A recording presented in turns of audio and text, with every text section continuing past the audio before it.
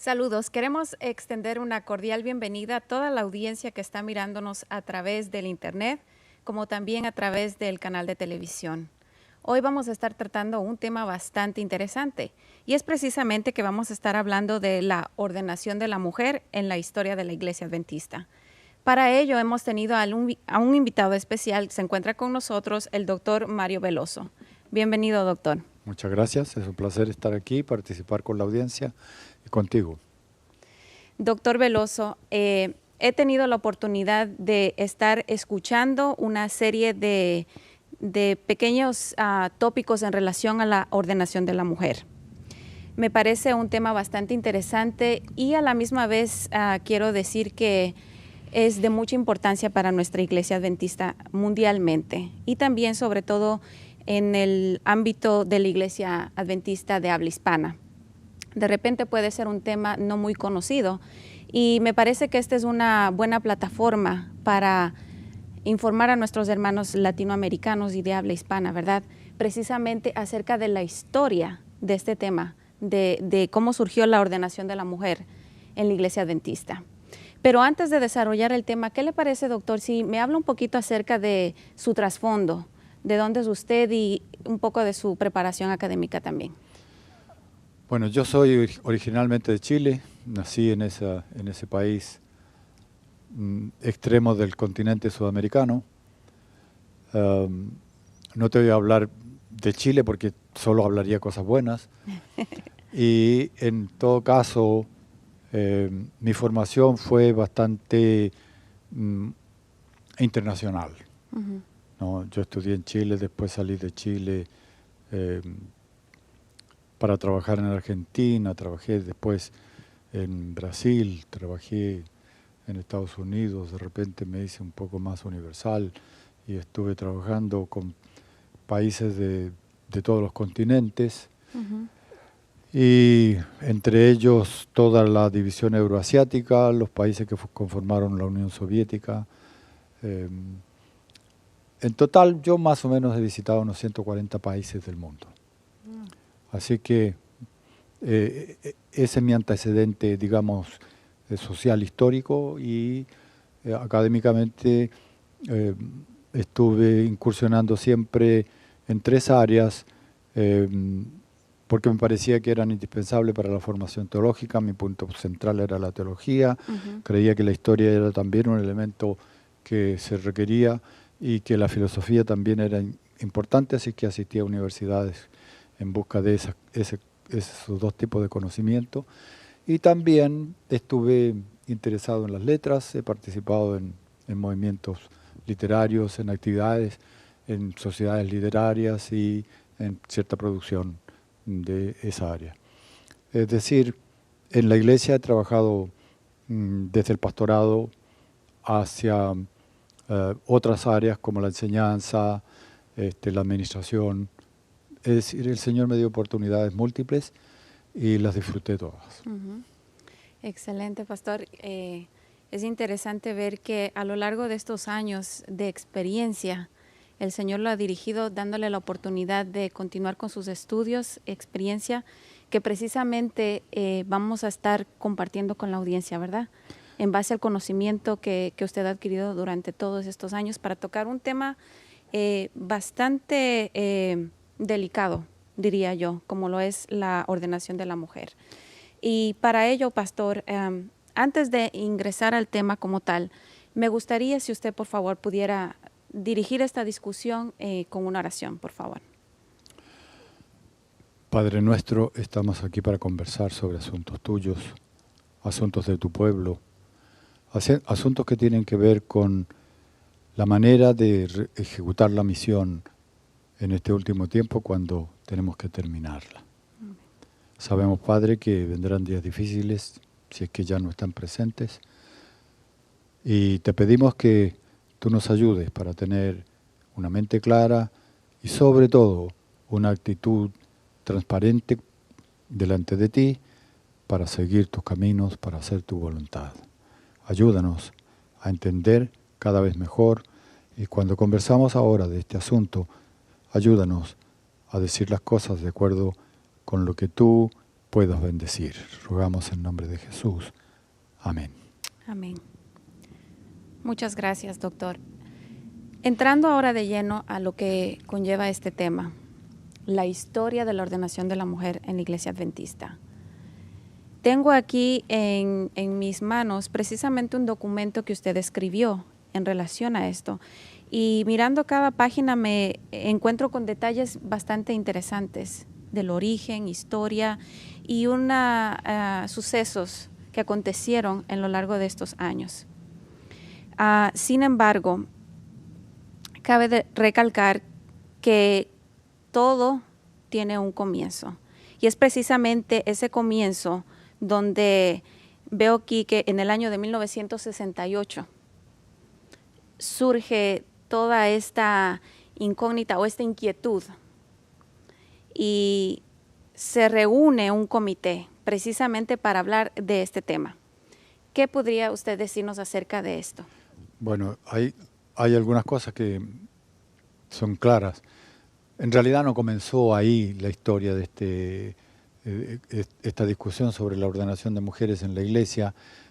Yo tomé ese punto de partida porque es el punto moderno y porque el primer intento de estudio en 1881 no fue de consecuencias importantes, sino que fue muy fugaz.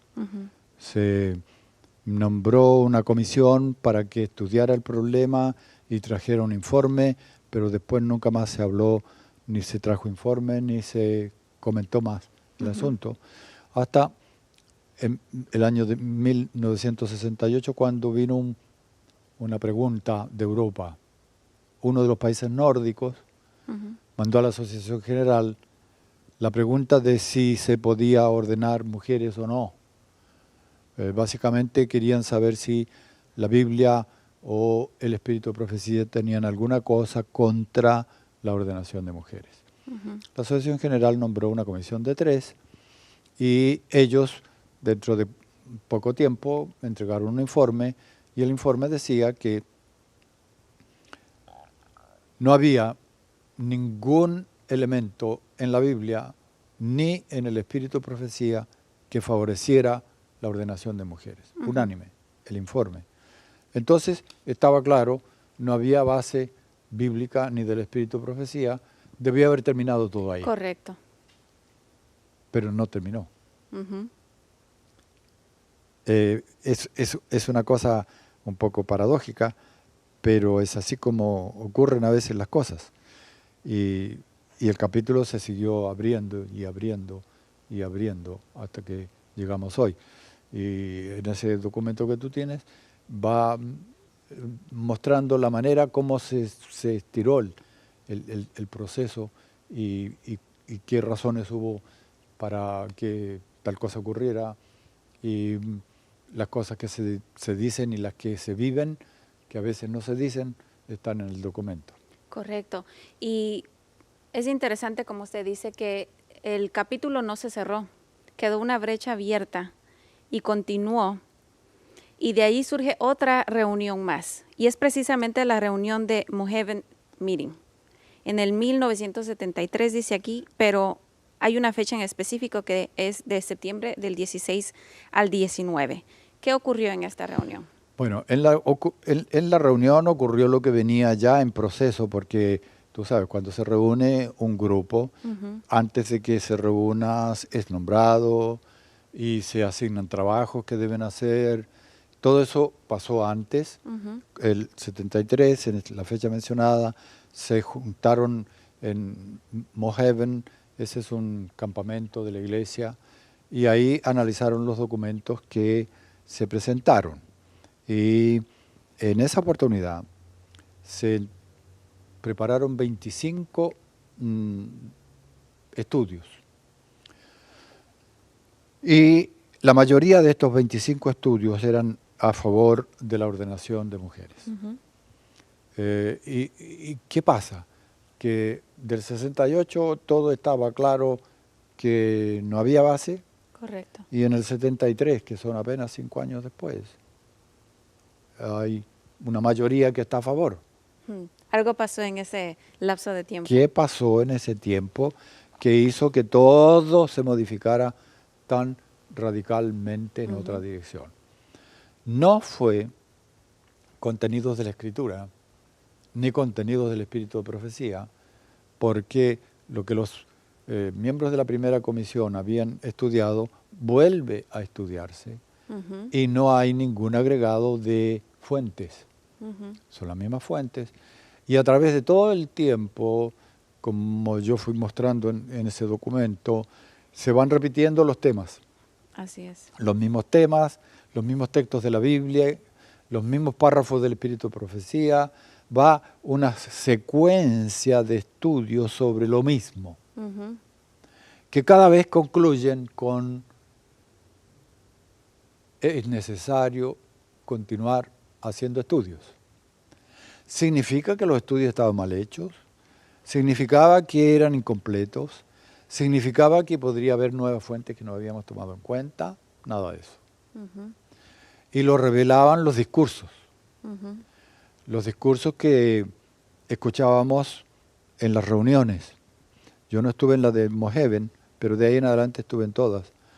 Y iba repitiéndose lo que ya se ve desde la primera vez, que hay un grupo que cree tener la verdad, que sabe que lo que ellos creen es auténtico, está en la Escritura, está en el Espíritu de Profecía, aunque no lo veamos, está, y por lo tanto hay que educar al mundo. Este fue un concepto que se repitió hasta la ofensa. Hay que educar al mundo, porque el mundo no estaba con esto. Quiere decir que en ese lapso de tiempo ellos se dedicaron a educar. Exacto. A la iglesia. Por eso que se repetían los mismos asuntos, y como los delegados venían de todas partes del mundo, ellos pretendían ir transformando la manera de pensar de cada uno. Y no es que uno intuya solamente esto, sino que se decía verbalmente y hasta se escribía. Entonces, esa intención de educar al mundo necesitaba tiempo, porque el mundo no es llegar y decirle, le mandas un email, que entonces no había email, ahora de aquí en adelante ustedes tienen que pensar de esta manera y ya está. No, tenía que ser un proceso largo, un proceso de estudio de la Escritura, para poder ir convenciendo a la gente en el camino de que esto que estaba aquí en Norteamérica era válido para todo el mundo. En realidad, desde Moheven salió claro cuál era la posición de Norteamérica. Así es. Y ahí, por eso que la mayoría de los documentos que se presentaron estaban a favor de la ordenación. Y ahora hay interesante, porque dentro de los documentos que se presentan, aquí dice, hay dos documentos en oposición. Y precisamente quienes entregan estos documentos son mujeres. Son dos mujeres, sí. Y ellas están aquí diciendo en su conclusión, y aquí está dentro de comillas, dice aquí, a pesar de que son vastas las áreas donde la mujer de la iglesia puede servir con distinción, no como ministro ordenado dentro de la iglesia. Esa era la posición de una de las mujeres, y era una señora de mucha influencia en la iglesia, la que escribió ese documento. Y además fundamentó el documento con la Escritura, ¿no? Entonces, y por el hecho mismo de ser mujer, implicaba o transmitía una cierta objetividad, una cierta autoridad, porque no estaba ella haciendo conclusiones simplemente partidistas o de un grupo, sino que estaba leyendo la Escritura y llegando a conclusiones desde la Escritura y desde el Espíritu de Profecía. Y veo también la otra persona, quien también entrega su documento, dice aquí que la mujer debería, dice, estar bajo la supervisión administrativa del varón. Y ella fue muy interesante en su planteamiento. Dijo que si hubiera un caso, supongamos, admitió que podía colocarse mujeres en los departamentos de la iglesia, y abrió el espacio para muchas actividades de la iglesia, menos el pastorado de la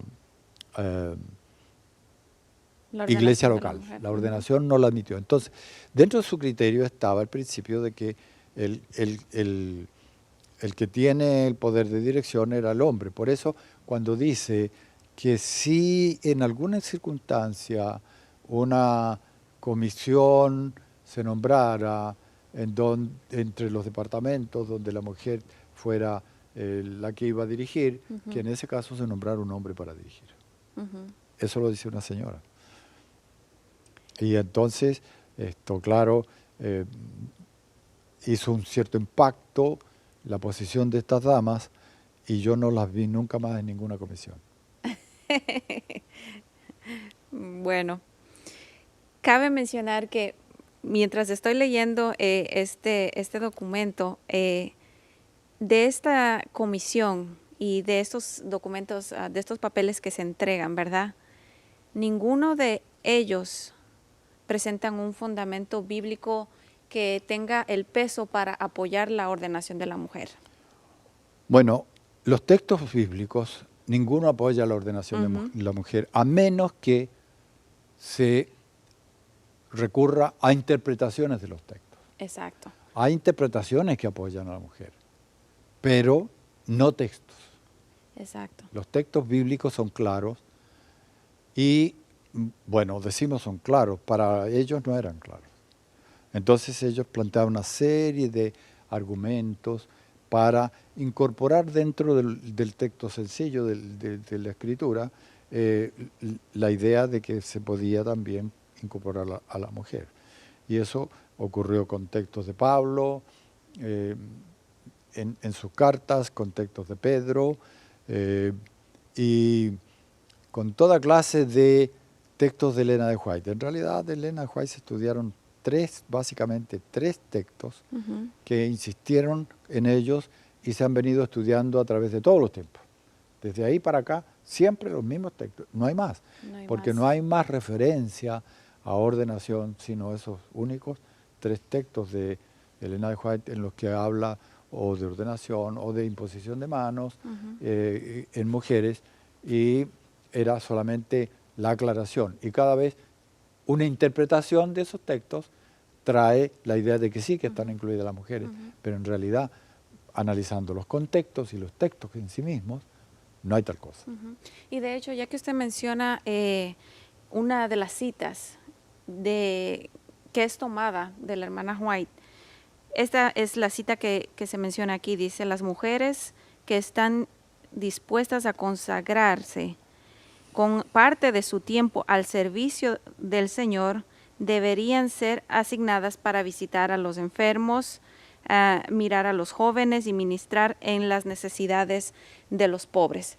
Esta es una de las citas que se toma precisamente para apoyar en favor de la ordenación de la mujer. Es una de las citas principales, ¿no es cierto?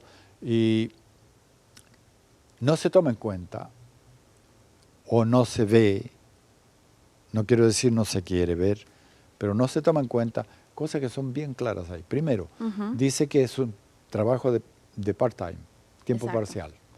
Si alguna tiene puede dedicar parte de su tiempo. Más parcial, tiempo parcial que esa expresión no puede haber. Entonces, hay un trabajo específico, no es un trabajo pastoral de conducción de iglesia, sino que son tres cosas que tiene. Y estas tres cosas son parecidas a los trabajos que hacen las diaconisas. Exacto. ¿No es cierto? Entonces, si bien que no está hablando del trabajo de las diaconisas, es un trabajo parecido al que ellas hacían. Y entonces dice que se puede imponer las manos a este tipo de personas que trabajaran así. Además, dice que no es un trabajo independiente, sino que debe estar sometida al consejo de la junta de la iglesia local y del pastor. Así es. Entonces ni siquiera es un trabajo a nivel de asociación como es el trabajo del pastor, sino que es un trabajo a nivel de iglesia local. Por lo cual, en lo que está hablando Elena de White ahí no tiene nada que ver con ordenación de pastoras. Tiene que ver con un tipo de asistencia al pastor y de ayuda al trabajo de la Junta de la Iglesia, pero no más que eso. De manera que esta cita ha sido hasta cierto punto malinterpretada. No digamos mal interpretada, pero no se ha visto el contenido real que tiene. Okay. ¿No? Y entonces, por un lado, hay quienes leen de ese otro modo más general como un contenido para autorizar a cualquier mujer para el pastorado cuando no alcanza. Si yo llego a un ejército y le digo, esta persona puede ser suboficial, no significa que puede ser oficial. Correcto. ¿No es cierto?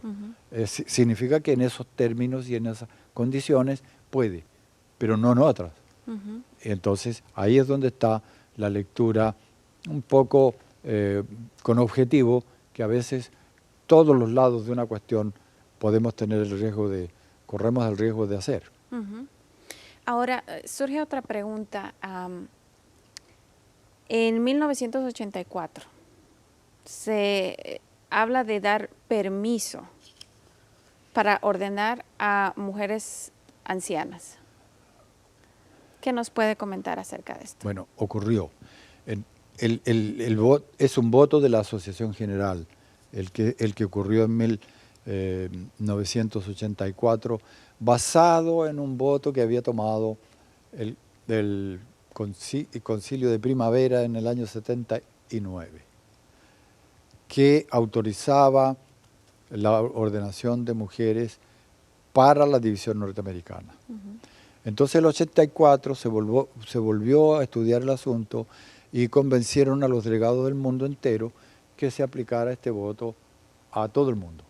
Pero tenía dos problemas esta cosa. Primero, que no tenía base bíblica. Segundo, que era un voto del concilio anual de la Asociación General. Y por lo tanto, no iba a poder utilizarse como una autorización real, plena. ¿Por qué? Porque esto relacionado con las ancianas es una cuestión del manual de iglesia. Y el manual de iglesia tiene una posición de ancianos masculinos.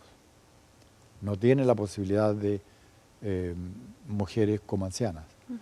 Entonces tenía obligadamente, que si se iba a tomar en serio este asunto, que haber ido al Congreso de la Asociación General para tomar una acción que corrigiera el manual de iglesia y que incorporara el aspecto femenino en los ancianos. Pero bíblicamente, anciano, obispo o pastor es lo mismo. Entonces, simplemente no llevaron ese voto a la Asamblea de la Asociación General. Y al no llevarlo, se pusieron al voto en una situación de un asunto que está en trámite, que no concluyó su trámite. El trámite concluía en el Congreso, no concluía en otro lugar. Y entonces, al establecer punto final antes del punto final, entonces quedó en que las divisiones del mundo, la gran mayoría de las divisiones del mundo, no quisieron adoptarlo porque no tenía base bíblica y porque además no había cumplido con los trámites normales internos de la iglesia. Entonces se adoptó en algunos lugares. Además el voto tenía unas condiciones. Primero decía que no se podía adoptar el voto en lugares donde produjera divisiones. Solo si había unanimidad plena en las congregaciones. Además, tenía que ser estudiado por la iglesia local. Y si una iglesia local solicitaba por unanimidad a la asociación lo estudiaría en relación con las organizaciones superiores. No ocurrió así. En la realidad, las divisiones que aplicaron el voto, ellas presionaron de arriba para abajo a las iglesias locales y en muchos lugares la presión fue de tal grado que se produjeron tremendas batallas campales de argumentación en las iglesias locales y en lugar de lograr la unión de las iglesias, que era lo que prometían con este voto, descubrieron serias grietas en muchas de las iglesias. Después sí permaneció el sistema de colocar presión de las organizaciones superiores hacia la iglesia local, y hay lugares donde simplemente les imponen el nombramiento de ancianas, porque vienen los representantes de la asociación y argumentan y argumentan y acaban imponiéndolo. Dicho esto que usted acaba de mencionar, porque me pone a pensar que prácticamente no se respeta la autoridad, ¿verdad? Y en términos de organización, ¿en dónde reside la autoridad máxima dentro de la Iglesia Adventista? Bueno, la autoridad de la Iglesia Adventista está en el pueblo. Los miembros, ellos son los portadores de la autoridad en la Iglesia Adventista. Y del pueblo pasa la autoridad a la asociación general. No pasa a la iglesia local, no pasa a la asociación, no pasa a la unión, no pasa a la división, que ni siquiera tiene constituency, no tiene ni congresos propios, pasa a la asociación general. Y la asociación general, por orientación del espíritu de profecía, es la que tiene la autoridad máxima en la Iglesia Adventista del Séptimo Día. Esto está registrado en el manual de la Iglesia, bien clarito, está registrado en el libro de reglamentos de la Iglesia, todo está documentado. Por lo tanto, en realidad, la autoridad máxima de la Iglesia en el mundo es el Congreso de la Asociación General, con delegados de todo el mundo. Correcto. Por eso que ahí se juntan las autoridades que están en el pueblo y en la organización, porque la única organización de la Iglesia que tiene delegados de todo el mundo es la Asociación General. Los otros, nadie puede establecer reglas de procedimientos o de conductas o de procedimientos ni eclesiásticos ni de ninguna forma, porque no tiene la autoridad sobre el mundo entero. No puede una asociación legislar para el mundo entero, no puede una unión para el mundo entero, no puede una división para el mundo entero. Solo puede hacerlo la Asociación General en un congreso con delegados de todo el mundo. Una vez que están esas condiciones dadas, entonces sí podemos tomar determinaciones que afecten a la Iglesia entera. Y según los documentos, una vez que la Asociación General ha tomado una determinación, todas las organizaciones tienen que aceptarla. Todas, de todos los niveles. ¿Por qué? Porque si no es así, entonces la Iglesia no tiene unidad. Correcto. Y hay dos cosas que son sacratísimas para la Iglesia como organización. Uno es la unidad, que también viene de la Biblia. Cristo mismo dijo que debiéramos actuar en unidad, lo dijo en la oración sacerdotal antes de ascender, lo reveló al apóstol San Pablo y otras escrituras. Está todo en la escritura. El segundo punto es la misión.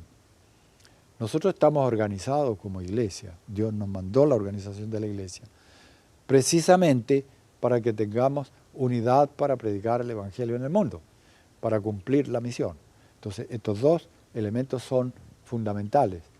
Y por eso que usted puede oír permanentemente, tanto a los que están a favor como a los que están en contra, diciendo que la posición de ellos va a favorecer el progreso de la misión en el mundo. Los dos lo dicen así, atrevidamente. Sin embargo, podemos mirar nosotros el mundo. ¿Cuáles son los lugares del mundo que crecen y en donde la misión avanza? Son los lugares que están en contra de la ordenación de mujeres. Y los lugares donde están a favor no crecen, o crecen muy poquito. Muy poco. O están en retroceso. Entonces, el argumento de que este asunto les va a ayudar a crecer a avanzar con la misión, en la realidad está jugando en contra de ellos, porque no logran conseguir que se produzca el avance. Y no porque estén solo ocupados en la discusión, ellos ya tienen mujeres ordenadas.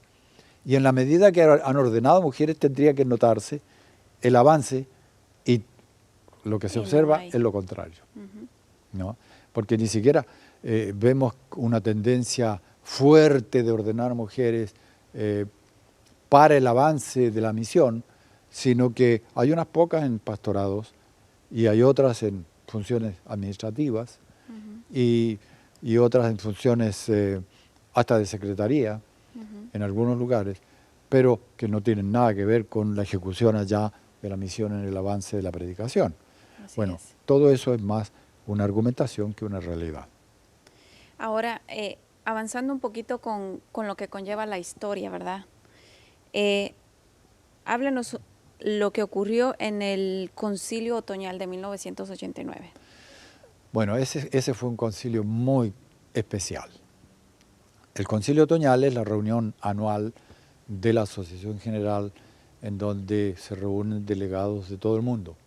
Vienen de todas las uniones, viene gente de las asociaciones, vienen dirigentes de todas las divisiones, el equipo administrativo de todas las divisiones están en la reunión del concilio anual. Es un grupo grande que se reúne en Washington cada año.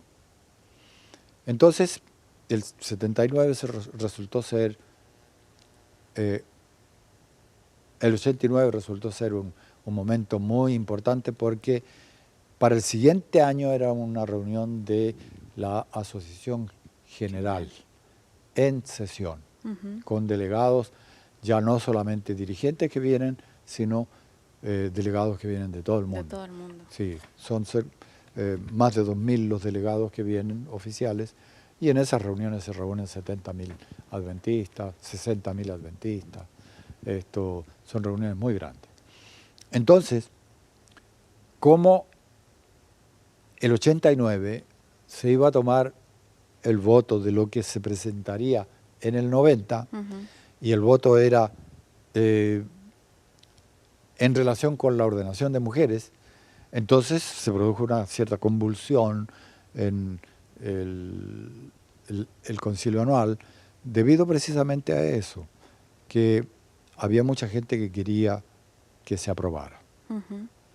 Pero las comisiones, hasta ese momento, todas las comisiones que se produjeron, que hubo reuniones en la década del 70, hubo 3 reuniones, en la década del 80 hubo otras 2 reuniones, y ahora veníamos con la propuesta para el Congreso.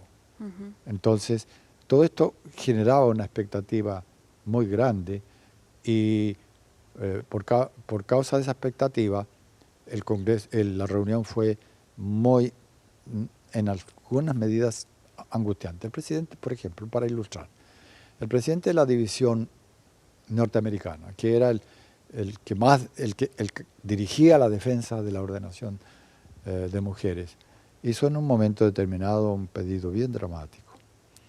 Rogó al grupo, miembros del concilio anual, que por favor aprobaran, porque esto era indispensable para la división norteamericana. Y en su ruego, él inclusive apeló a que esto era fundamental para la misión de la Iglesia en Norteamérica. Y hasta en su argumentación ese día, amenazó. Porque él dijo que si esto no ocurría, entonces la Iglesia se iba a dividir. Entonces ahí hay una forma de plantear como una especie de acto de atemorizar a la gente, o de apelar a la sensibilidad, en el sentido de que si ustedes no hacen esto va a estar muy mal para todos. Bueno, en realidad llegó al Congreso de la Asociación General, no se aprobó en el Congreso y todo terminó en lo que se podía prever. Todos sabían que el Congreso no iba a aprobar. Esto ha pasado casi en cada ocasión que se estudió en Congreso. Ya el 85 se había estudiado en el Congreso, del 85. Pero ahí se tomó un voto de no tomar acción alguna. En el 90 se presentó una moción de acuerdo de no ordenar y se aprobó. Entonces no se ordenó. Después, más adelante, viene otro pedido que la División Norteamericana expuso, y esta vez ya no pidiendo la ordenación de mujeres para el mundo, sino solo para la División Norteamericana y tal vez alguna división de Europa. La idea era que se autorizara la ordenación para las divisiones que quisieran adoptarlo.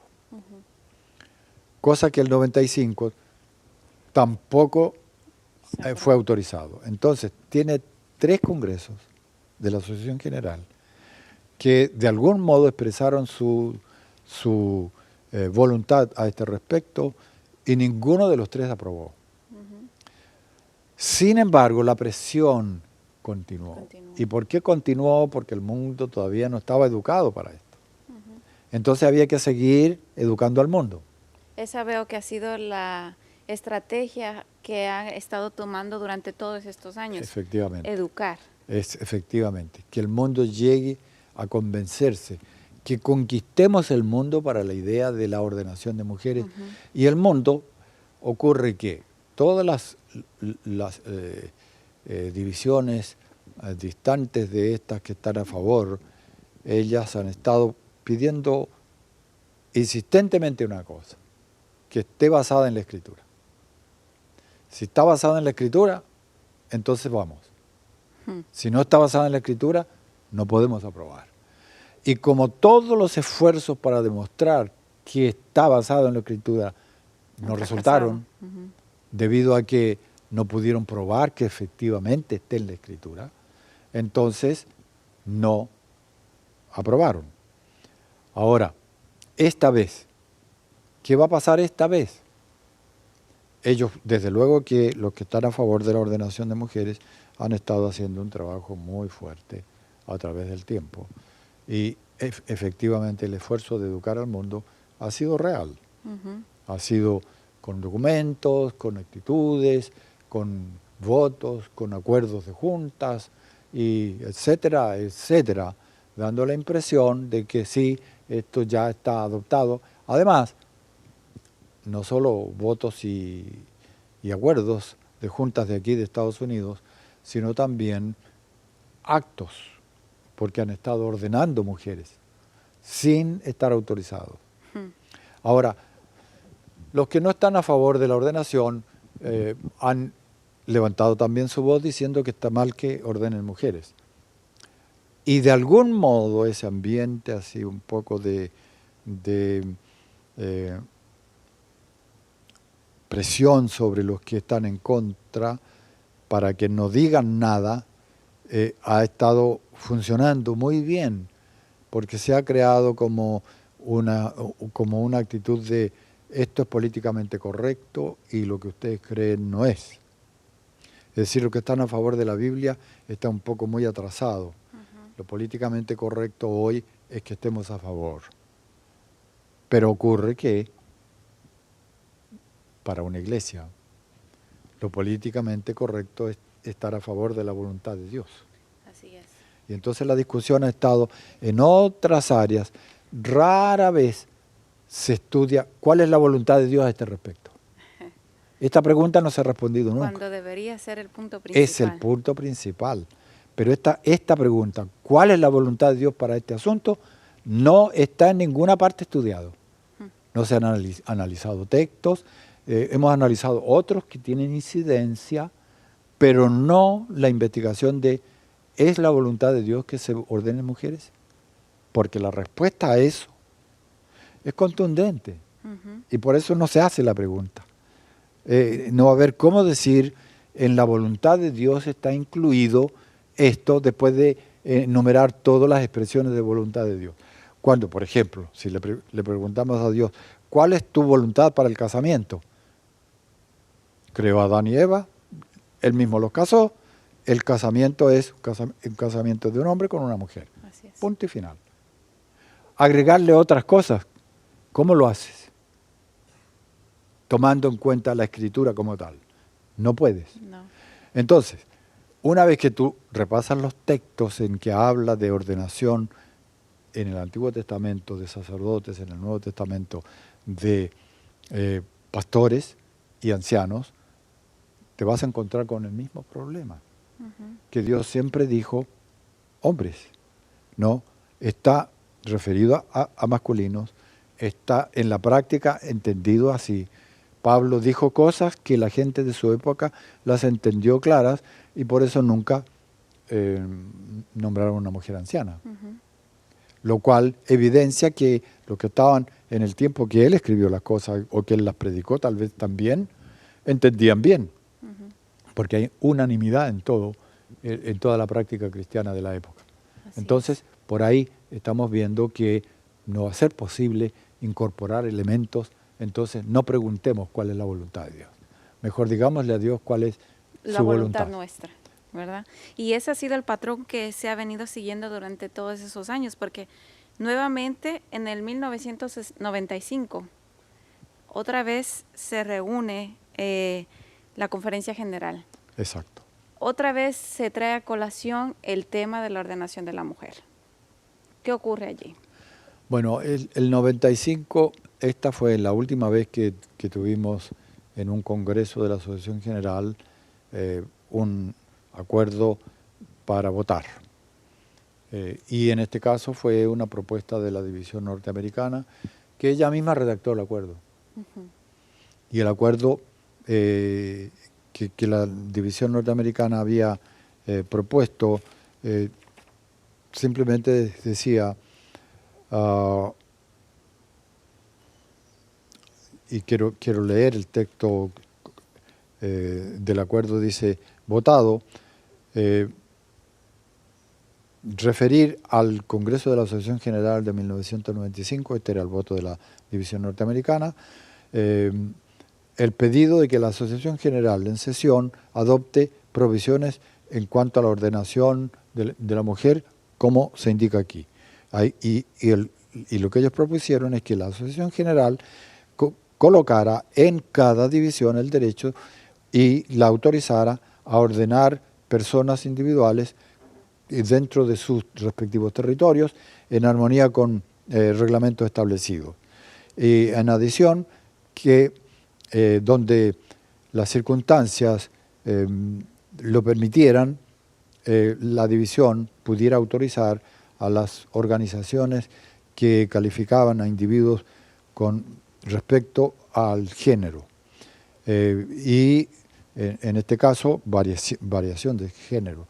En las divisiones donde la Junta Ejecutiva tome decisiones aprobando la ordenación de mujeres al ministerio evangélico, las mujeres debían ser ordenadas para servir solamente en el territorio de esas divisiones.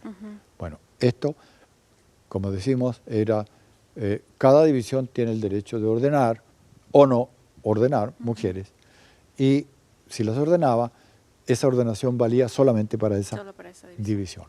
Esto tampoco fue aprobado.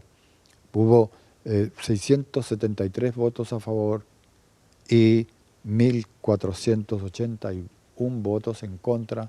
Se negó la autorización a la división norteamericana y otras para ordenar. Más de la mitad prácticamente. Sí, sí, son 808 votos adicional en contra. En contra, más. ¿No? Así que en este aspecto hemos estado en una imposibilidad de lograr que el mundo concordara. Es decir, que el proceso de educación del mundo se encontró con una barrera imposible de superar. Hasta ahora por lo menos. Y si se llegara a cambiar esta actitud, no va a ser porque el mundo esté convencido de la ordenación. El proceso de educación está destinado a fracasar completamente. Si se llega a estimar esto como aceptable, va a ser sobre otras bases que ya no son las bases bíblicas. ¿Por qué? Porque se va a basar en interpretación de textos más que contenido de textos. Y hay que hacer una distinción bien clara entre el contenido de un texto y la interpretación del contenido. El contenido es parte de la revelación que Dios nos da. La interpretación del texto es el modo como el ser humano lo lee. Y entre la configuración del texto por revelación de Dios y el modo como la persona lo lee, hay un método. Entonces la divergencia está en el método de lectura del texto. Eso, mientras se utilice un método que no es el método bíblico, vamos a tener una lectura que no es el contenido bíblico. Va a haber una lectura, interpretación errónea. Va a ser una interpretación, como quiera que sea, admitiendo la posibilidad de que fuera verdadera. Va a ser sobre una interpretación, ya no sobre el texto mismo. Y lo que tenemos que hacer es una decisión basada en el texto bíblico, que eso es la revelación de Dios, ¿no? Y hay diferentes teorías de cómo tomar esto, pero el principio de que la decisión debe estar basada en lo que actualmente está en la Biblia, seguirá valiendo siempre, y no en una interpretación del texto como tal, cualquiera que sea esa interpretación. Ahora, doctor, hemos mirado ya a algunos sucesos que han ocurrido a lo largo de la historia, reuniones distintas que se fueron suscitando en estos años. Hay otra comité, pero quisiera que usted me descifrara un poquito primeramente las siglas de lo que significa este comité y precisamente de esa reunión que se estableció. Es acerca de TOSC. Bueno, esa sigla está basada en el nombre inglés. Y es Theology of Ordination Study Committee. Comisión de estudio de la ordenación y entonces de la teología de la ordenación. Esto se originó, no directamente, indirectamente se originó en el Congreso de la Asociación General del 2010, el último. Porque estos congresos ocurren cada 5 años. Entonces, varios de los delegados hicieron comentarios fuera de agenda en cuanto a la ordenación, cuando iban al micrófono para hablar sobre algunos asuntos que estaban en agenda, incorporaban el tema. Y se repitió y se repitió. Entonces, ¿qué pasó?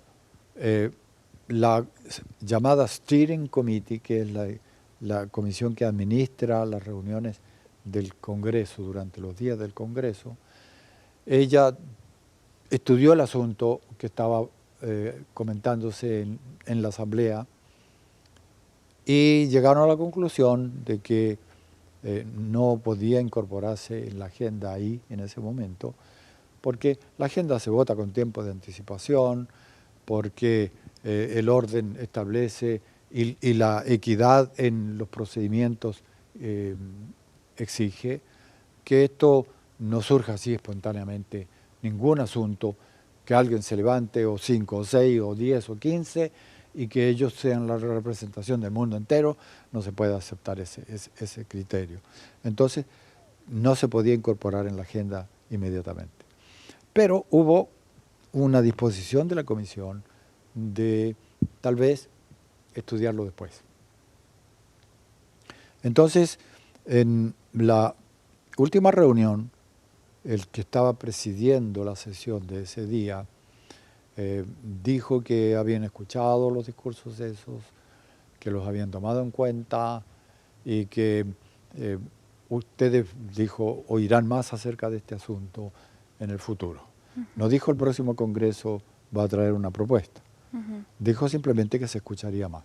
Y de hecho, la administración actual, el pastor Ted Wilson, que es el presidente hoy, él, con el equipo administrativo, llegaron a la conclusión de que sí, esa palabra del vicepresidente, que indudablemente estaba basada en la conversación de la Comisión Administrativa del Congreso, había que tomarla en cuenta y que era apropiado nombrar una comisión para que estudiara teológicamente el asunto. Es decir, hasta ahora todos los estudios que se habían hecho no eran sobre ordenación de mujeres.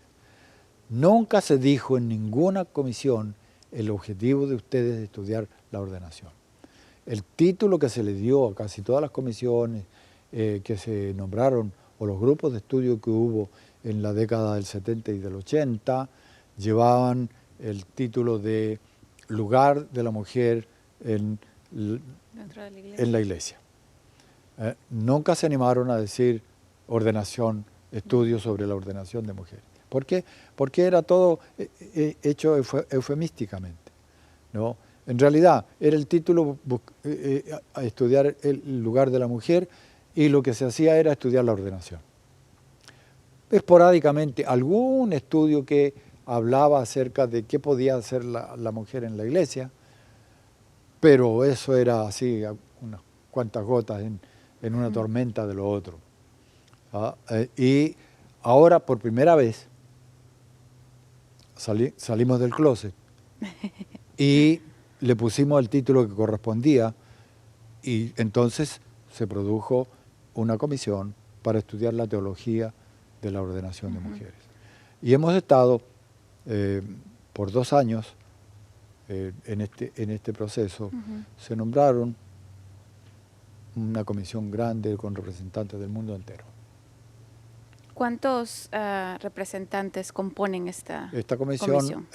Estaba compuesta por 106 miembros. De esos 106, la mayoría residían aquí en Norteamérica. Se nombró 2 representantes por cada división. Son 13 divisiones en el mundo. Entonces serían 26 de representantes de las divisiones. La división norteamericana, que es la que está aquí, entonces tenía 2 delegados. Los representantes de las divisiones del mundo eran 24.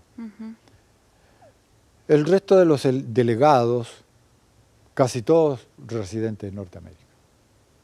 Así que estaba una pesada representación de residentes de Norteamérica. No digo que estaban todos a favor de la ordenación, pero eran todos residentes que estén a favor o en contra, están presionados por la realidad de Norteamérica. Así es. Presionados desde muchos puntos de vista. En primer lugar, porque si tú estás en un ambiente que tiene un esquema de lo que es correcto, políticamente correcto, no corresponde a la iglesia, pero por analogía usamos la frase, entonces si tú estás fuera de eso que es considerado políticamente correcto, puedes correr riesgos. Hay problemas. Hay problemas contigo. El menor de todos los problemas es que vas a aparecer como un anticuado, como un ignorante, como un no cristiano porque no sabe ser tolerante, y toda la descripción de la línea dura, de la personalidad legalista, de este criterio un tanto separatista de la iglesia, porque ellos creen que el que está muy firme en la doctrina cree en la ausencia de error en las palabras, y creen que no se permite ningún estudio en profundidad de la escritura, sino que es un estudio superficial. Es decir, es una imagen bastante detestable de quien está en contra aquí en Norteamérica, y aunque tú estés en contra, no deja de presionarte esa imagen, porque nadie quiere estar en la piel de un ogro. Así Y entonces, eso por decirlo menos, Ujú. porque eso es real, es absolutamente real. Y además, hay otras cosas que están involucradas, por lo tanto, hay una presión, si estás en contra. Y por el otro lado, los que están a favor, hay una cierta glorificación de esa gente. ¿Y quién no quiere jugar el papel de héroe? Exacto, el ¿Ves? papel del bueno. El papel del bueno. Entonces, hay presiones. No digo que esté mal una cosa ni la otra, sino que hay presiones que están ejerciéndose en todos los que residen en Norteamérica. Y cuando la mayoría de ese lado está en una comisión, tiene que haber un factor de influencia en cualquier conclusión que llegue a la comisión. Ujú. Ahora, doctor, hablando de las reuniones que ha tenido esta comisión, sabemos que el año 2015 está a las puertas. Una vez más se reúne el Congreso General con representantes de todo el mundo, como usted mencionaba, representantes que vienen hasta 60,000, 80,000 personas. Es allí donde se piensa presentar como resultado de lo que se ha venido estudiando estos 2 Bueno, eso es la años. expectativa. En realidad, los, la, la tarea que se le dio a la comisión no fue entregar un informe al Congreso de la Asociación General del 2015, sino realizar un estudio acerca de la teología de la ordenación de mujeres y presentar recomendaciones no al Congreso, sino a la administración de la Asociación General, que a su vez la administración lleva a sus conclusiones al concilio anual, como ocurrió el 89, y al mismo tiempo que lo lleva ahí, puede incorporarlo en la agenda del Congreso siguiente, que en este caso sería el del 2015. La expectativa de todo el mundo es que este asunto esté en la agenda de ese Congreso. Y la idea que todos desarrollan es, ahí se decidirá la cuestión. Entonces, finalmente, vamos a tener una decisión final, ¿no? Porque ahora sí se estudió con todos los términos la teología de la ordenación. Esa es la expectativa que en este minuto hay. Y tal vez me voy a atrever un poquito a usar esta palabra, a decir predicción. Pero, ¿qué pudiera usted, en base a lo que usted ha estado en las reuniones y ha estado estudiando y al ver el punto de vista de los diferentes representantes, ¿verdad? ¿Qué usted considera que será como punto principal a la hora de tomar esa decisión si se vota en contra o a favor de la ordenación de la mujer? Bueno, mira, tú utilizas una palabra predicción. Inmediatamente me abres la puerta para que yo sea candidato a ser profeta. En realidad...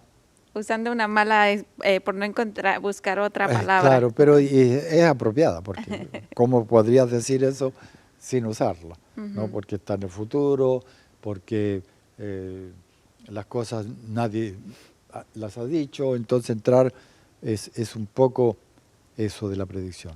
Sí, yo he sido profesor de filosofía de la historia y eso pretende sacar lecciones de la historia para entender el presente, interpretar el presente y anticiparse, si fuera posible, un poco a los hechos históricos. Pero yo no vi ningún alumno ni profesor de esas áreas del conocimiento humano que se tornara profeta por eso. Así que está muy complicado llegar a una predicción de ese orden así bien preciso. Todo lo que yo podría hacer ya no es un trabajo científico, ni mucho menos, tal vez un pálpito, tal vez un guessing, tal vez un intento de querer encontrar sentido en lo que, por causa de estar en el futuro, todavía no lo tiene.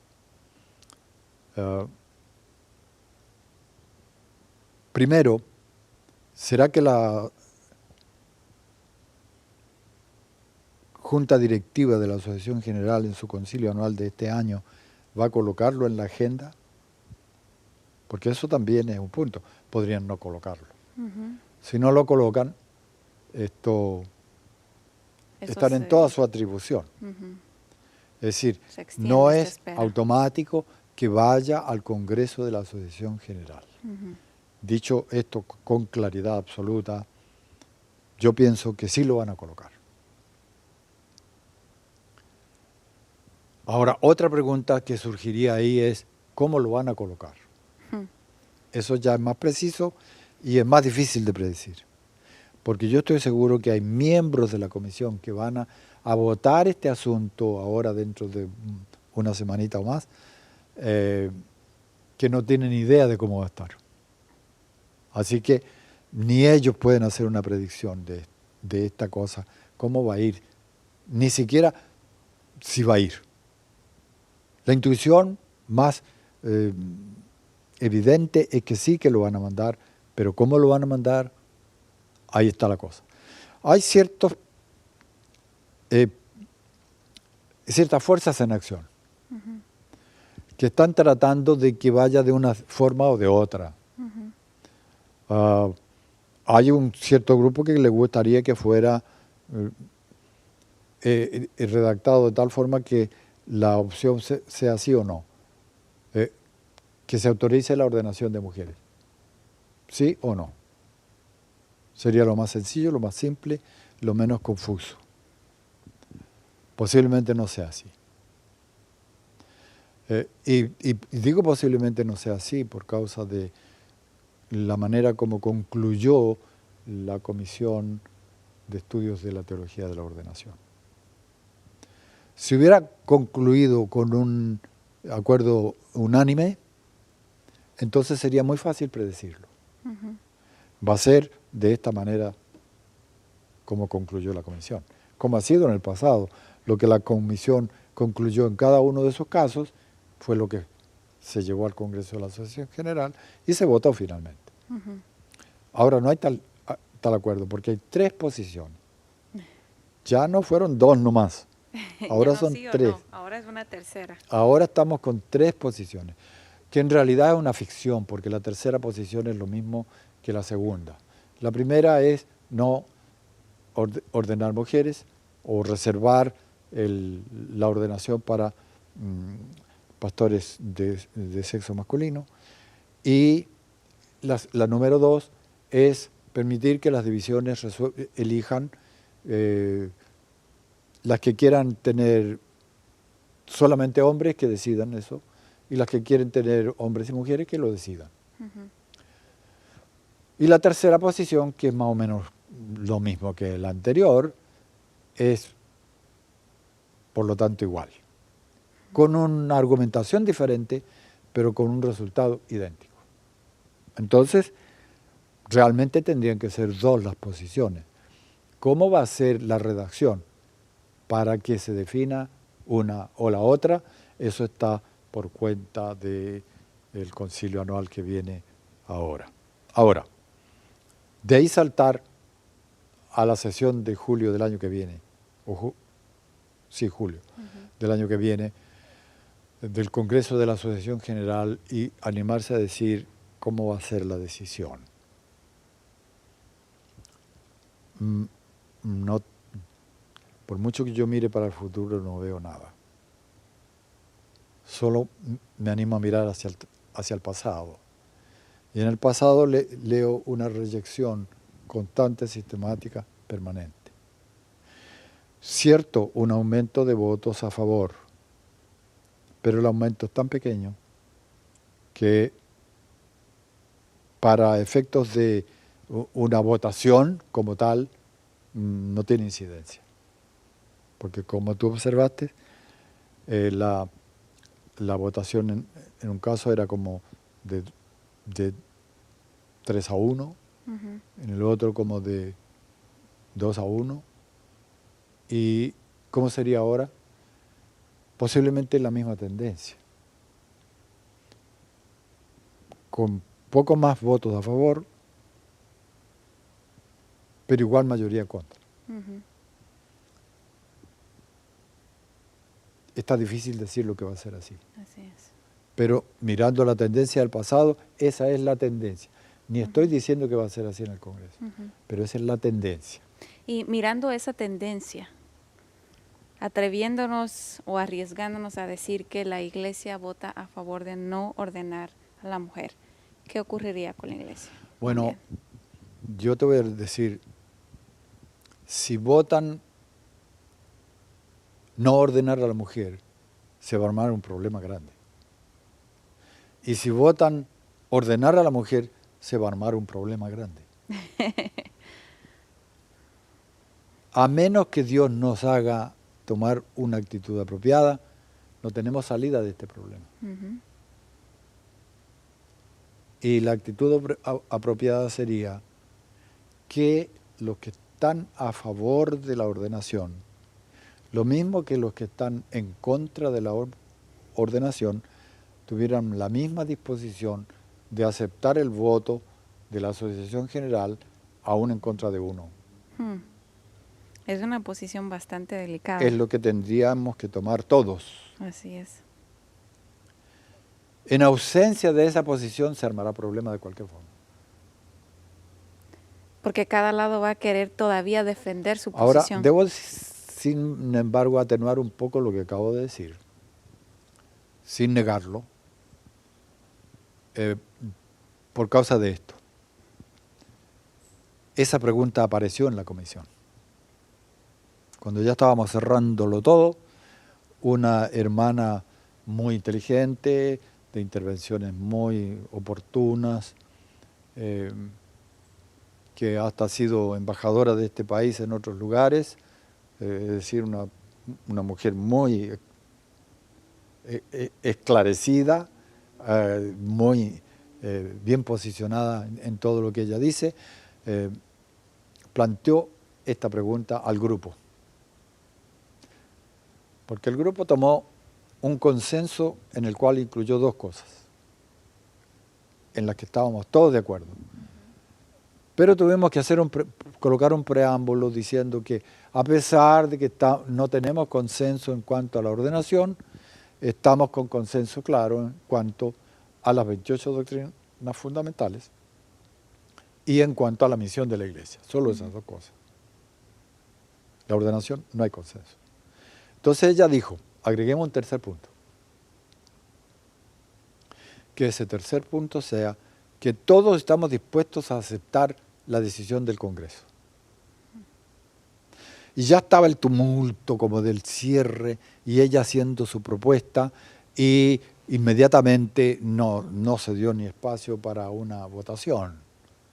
Porque como se buscaban consensos, ya inmediatamente se escuchó en el tumulto el grupo de los que estaban a favor de la ordenación no quería ese consenso y con que hubieron unos cuantos que no lo querían ya no se podía agregar. Ahora yo noté, y esto no lo noté solamente por impresión, porque también estaba escrito en documentos, que las divisiones que están en contra de la ordenación de mujeres tienen una mejor actitud con respecto a la decisión del Congreso, porque casi todas ellas, las que están en contra, dijeron que estaban en contra, pero que estaban dispuestas a aceptar la decisión del Congreso. Por el contrario, las otras divisiones no estaban dispuestas a aceptar la decisión del Congreso. Y esto fue expresado así categóricamente en el grupo total, porque hubo preguntas concretas que se le hicieron a personas específicas y respondieron con claridad. En un caso respondió yo sí personalmente, estoy dispuesto a aceptar el Congreso, la decisión del Congreso, pero mi división no, mis uniones tampoco. Entonces, aquí hay una cuestión muy interesante. Estábamos un día almorzando, un grupo, y estábamos en una mesa redonda. Había, creo, una sola mesa redonda grande, y ahí estábamos varios de nosotros. Y a mi lado estaba Mark Finley, muy conocido por todos. Un hombre sabio, que yo respeto y quiero mucho por la gran contribución que ha hecho en el evangelismo de la iglesia y otras cosas. Y entonces él me dice, Mario dice, después de todo esto, después de todas estas reuniones que tú has estado y la forma como te has relacionado con todos los procesos estos, ¿cuál crees tú que es el argumento más importante en contra de la ordenación? Una pregunta para la antología, ¿no es cierto? Entonces yo le dije, ¿sabes? A esta altura, que hemos repetido los mismos textos bíblicos en todas las reuniones, hemos repetido los mismos párrafos de Elena de White en todas las reuniones, yo ya no estoy más buscando argumentos. Ya no hay argumentos. Todos conocemos todos los argumentos. A cualquiera de los miembros de la comisión, siéntalo en un panel, hazle las preguntas y sabe todos los argumentos. Entonces, yo estoy ahora buscando actitudes. Para mí, lo que me define a mí son las actitudes. Las actitudes que las personas, miembros de esta comisión, tengan con respecto a los que están opuestos a ella, con respecto a los que están a favor de ella, con respecto a las divisiones que estén en contra de su posición y con respecto a la Biblia. Sobre todo, le dije, con respecto a lo que Dios dice. Si están dispuestas a hacer lo que Dios manda, eso para mí es un buen camino. Y ese es el camino que debiéramos seguir todos. Eso es lo que yo quisiera, que todos nosotros estemos dispuestos a hacer la voluntad de Dios a cualquier precio.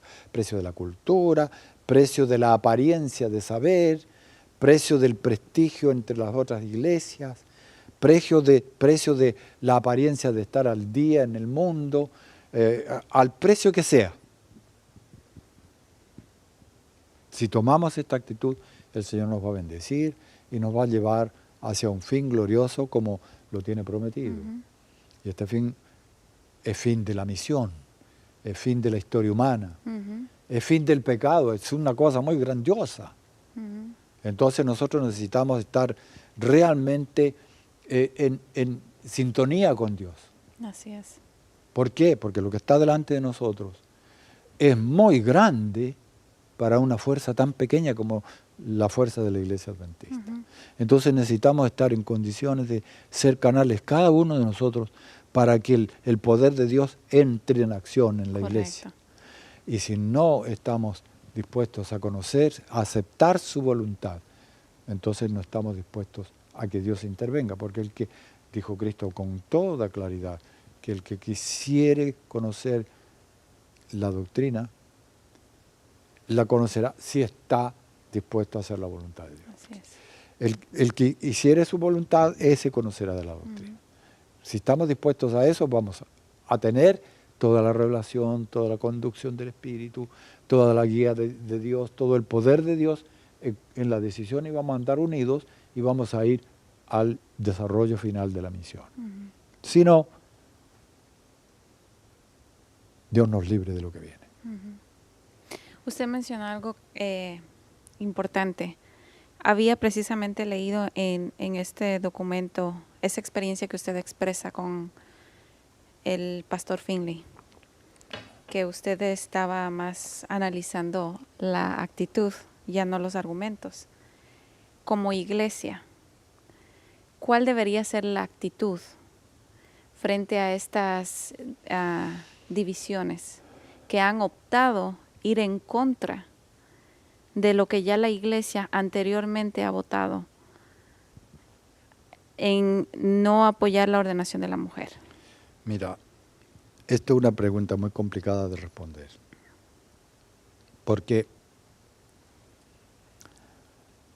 tú me estás agrupando lo que parece ser natural, una parte de la iglesia que sigue las decisiones de la Escritura, que sigue las decisiones de los congresos, y otra parte que no sigue una ni la otra. ¿Cómo tienen que tratarlos los que están queriendo hacer la voluntad de Dios? Yo estoy seguro que en cuanto a las personas, el trato tiene que ser mucho mejor que el trato a los enemigos. Y el trato a los enemigos, el Señor dijo que si te hieren una mejilla, hay que poner la otra. Ponle la otra. ¿No? Y si te quisiera cargar por una milla, ve con el 2. Entonces yo creo que ese espíritu está claro en la Escritura. Hay que tratar a las personas como personas, con el afecto, con el amor, con la caridad cristiana, con la comprensión, como está descrito en la Escritura. No hay otra alternativa si vamos a ser cristianos. Ahora, hay otra dimensión de esto. Y esa dimensión está en el plano de las ideas. Tú sabes que a nosotros Dios nos trata en el plano de la personal con una misericordia infinita, dispuesto a perdonarnos todo. Pero si tú persistes en el pecado y tú llegas al pecado contra el Espíritu Santo, entonces la situación es completamente otra. Yo eso lo dejo a Dios, porque gracias a Dios que Él a nosotros nos dejó solo la predicación del Evangelio. El juicio lo reservó para Él. Y sobre todo el juicio final. Entonces, como Él se guardó el derecho del juicio, ¿para qué yo voy a enjuiciar anticipadamente a quien todavía ni siquiera es culpable? No, porque mientras estamos en el estudio, somos todos parte del estudio. Y el Señor tiene sus modos de juzgar las cosas, no solo en el juicio final. Él tiene sus maneras de juzgar ahora, aquí, las cosas. Sobre todo las que tienen que ver con su iglesia. Porque el Señor dice que la iglesia es la niña de su ojo. Entonces, no es cuestión de empezar a tirar piedras contra la niña del ojo de Dios y esperar que nos hagan un monumento con esas piedras. Es cuestión de que Dios también tiene sus formas de proceder, también tiene sus actitudes, también tiene sus formas de ejecutar juicios anticipados. Lo ha hecho en el pasado, lo puede hacer en el futuro. Y yo te quiero decir con esto que nosotros tenemos que estar abiertos a lo que Dios diga. No solo en cuanto a aceptar o no aceptar la ordenación de mujeres, sino también en cuanto a aceptar o no aceptar los que estén opuestos al punto de vista que uno considera que es auténtico y válido. Porque yo considero que mi punto de vista viene de la Biblia. Pero yo tengo colegas que están en el otro lado que piensan lo mismo acerca de su punto de vista. Así es. Entonces, voy a admitir que en este caso los dos necesitamos ser juzgados por Dios. Y lo que Dios juzgue y determine, tenemos que aceptarlo los dos.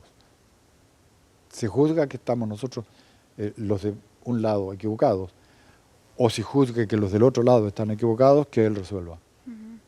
Y que Él nos libre de las consecuencias, más a la iglesia que a los individuos. Yo no estoy tan preocupado con las consecuencias que puedan venir sobre nosotros como personas individuales, porque cada uno recibe las consecuencias de acuerdo a sus decisiones personales. Y si yo resuelvo aceptar esta lectura de la Biblia y el otro resuelve aceptar esa lectura de la Biblia, él y yo somos igualmente responsables en la decisión que hemos tomado. Y como personas responsables tenemos que estar abiertos a las consecuencias, cualquiera que venga. Y esas que vienen del Señor. Mira, en el peor de los momentos, David, cuando estaba en la peor angustia de sus castigos por sus pecados, él le dijo al Señor que yo caiga en manos del Señor. que no caiga en manos de los enemigos del Señor, que yo caiga en manos del Señor. Yo creo que esa es la actitud que nosotros debemos tener. Caigamos todos en la mano del Señor y que el Señor haga la definición tanto del asunto en discusión como de las personas que estamos comprometidas con esta discusión.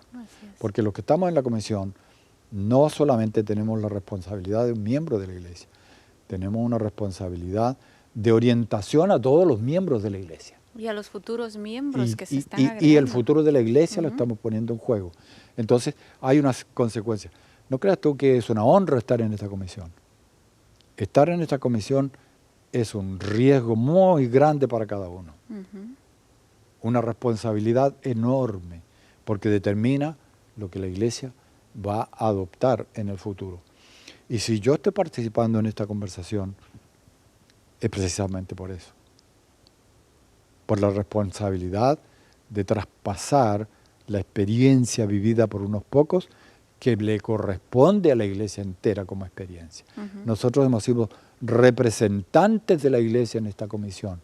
Entonces la experiencia que nosotros hemos vivido es de la iglesia. Tienen que recibirla. Nosotros tenemos que traspasársela, tenemos que contársela, tenemos que comunicársela para que la iglesia, con su sabiduría, resuelva las cosas, con la sabiduría de Dios, con la influencia del Espíritu, y pueda escuchar la palabra, sabiendo lo que unos y otros dicen, para que el Espíritu les dé el discernimiento y su conocimiento de la Escritura les permita ver cuál está en lo cierto.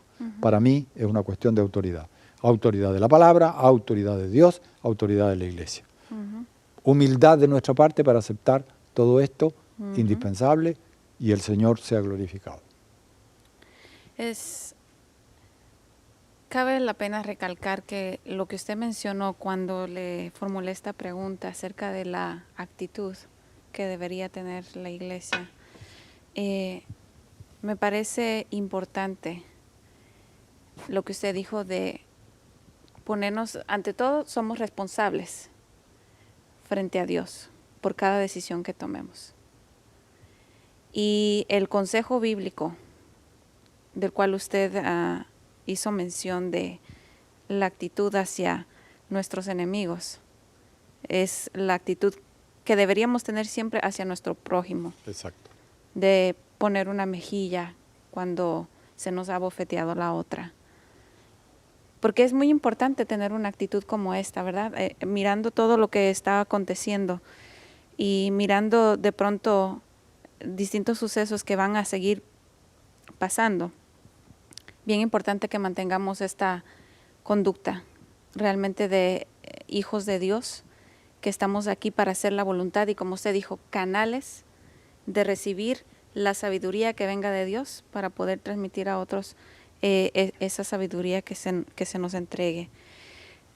Yo sé que el tiempo se nos está acortando, y a manera de recapitulación, ya a manera de cierre, en cuanto se ha estado hablando de la historia de la ordenación de la mujer en la iglesia adventista, un pequeño resumen que pudiera compartir con la audiencia que está mirando estos momentos. Sí, un resumen, pero no voy a hacer un resumen de datos, voy a hacer un resumen de actitudes, porque al final de cuentas esto es lo que para mí en estos momentos importa más. En ese proceso de enseñar al mundo hay una actitud. Yo tengo la verdad, tú no la tienes, tengo que iluminarte y tengo que darte el tiempo para que seas iluminado. Es decir, es una mirada desde arriba hacia abajo, de superioridad a inferioridad. Nosotros, los países desarrollados, con respecto al resto del mundo, tenemos una cosa superior. Eso es un trato de desigualdad, hasta de discriminación. Cuando no te dejan la libertad de expresar tu opinión, porque esa expresión de tu opinión ofende, y se dan por ofendidos y hasta piden que se disculpen públicamente, eso también me dice a mí una actitud, que es una actitud de coerción. Es una cuestión que el Señor no utiliza. Cuando hemos venido a través de todo el tiempo haciendo decisiones que no son decisiones finales, sino deja una puerta abierta. Siempre tomamos el acuerdo a este tiempo, en este tiempo, o necesitamos hacer estudios para mayores estudios. Todo eso es ir diciendo que todavía hay gente que no está en condiciones. Entonces, ese proceso a mí me ha venido impactando a través de todo el tiempo. Y yo pienso en las actitudes de los hermanos pioneros en los concilios sabáticos de 1848 adelante, y veo una actitud tan distinta. Ellos tenían posiciones diametralmente opuestas, venían de iglesias que con teologías incompatibles. Y ahí se discutían y se decían cosas, nadie se daba por ofendido, y si se daban por ofendido, se perdonaban, no exigían que le pidan perdón, sino que se perdonaban los unos a los otros. Y entonces, de ese modo, yo veo que la situación se complica. De ahí que yo pido a los miembros de la iglesia y a los dirigentes que tomemos la actitud que corresponde tener. Que todo esto nos deje la lección de humildad para aceptar delante de Dios el camino suyo a cualquier precio. Y que no volvamos nunca más a recorrer un camino tan largo por una actitud que no es de integración de los unos con los otros. No hay unidad. Muchas gracias, doctor Veloso, por su intervención. Y a ustedes que han estado mirando estos momentos, esta entrevista con el doctor Veloso, esperamos que este tema de interés para todos los que componemos la Iglesia Adventista haya sido de bendición. Que Dios los acompañe y hasta la próxima ocasión.